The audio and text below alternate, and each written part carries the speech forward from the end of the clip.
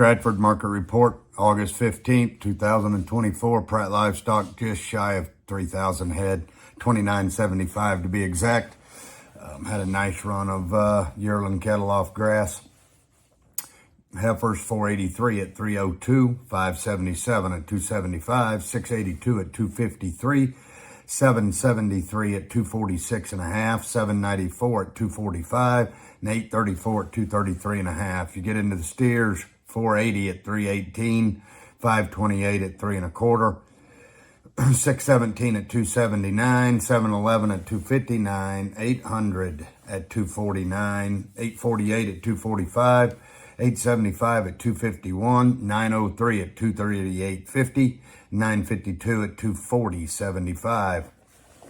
Our yearling run, of course, is going to get lighter and lighter going forward, as it is everywhere in the country. Getting closer to what's available as calves. As you do that, the basis on one or the spread difference between the best one and a plainer one is tighter, just because everybody'd rather feed a yearling than start a ball and calf, health issues and everything else. We got a decent run lining up for next week. Looks like the heat's going to come back after we got a reprieve last weekend, but got some rain around that was needed in this area. We got 1,300 listed.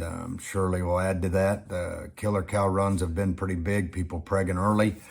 That's a good policy if you're able to do that. The butcher cow deal's usually better right now than it will be, in October, November when the cows hit everywhere. Those cows and bulls are still in very high demand. That market's very good. Our fat cattle trade's a lot better than the August futures is showing.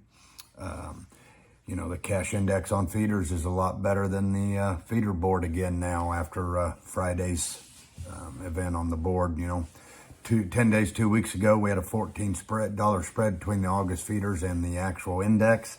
That thing tightened to be par, or maybe even inverse there early this week. Now they spread that thing back down to where the August futures is lower than the index.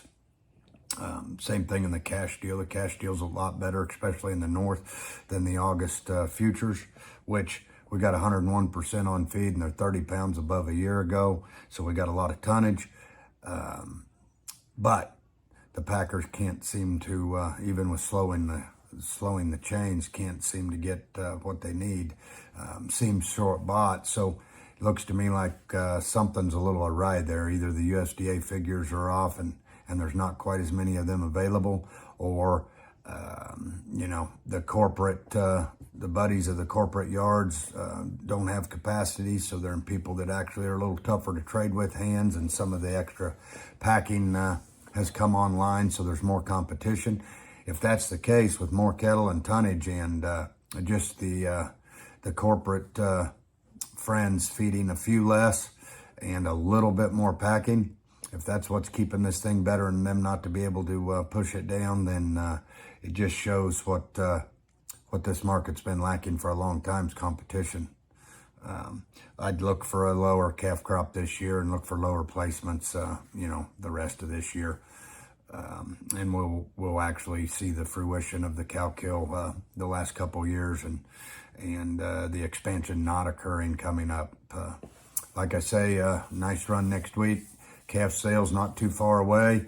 Never a bad time to market those calves in September. It seems like a lot of times the smaller groups or 3 colored calves, they'll bring more, and the 6 and 7 weight calves, they'll bring more in September than they will October, November. There's an awful lot of them available then. You start getting into November, and if you have any health issues with those calves, they don't hit that April, May fat market.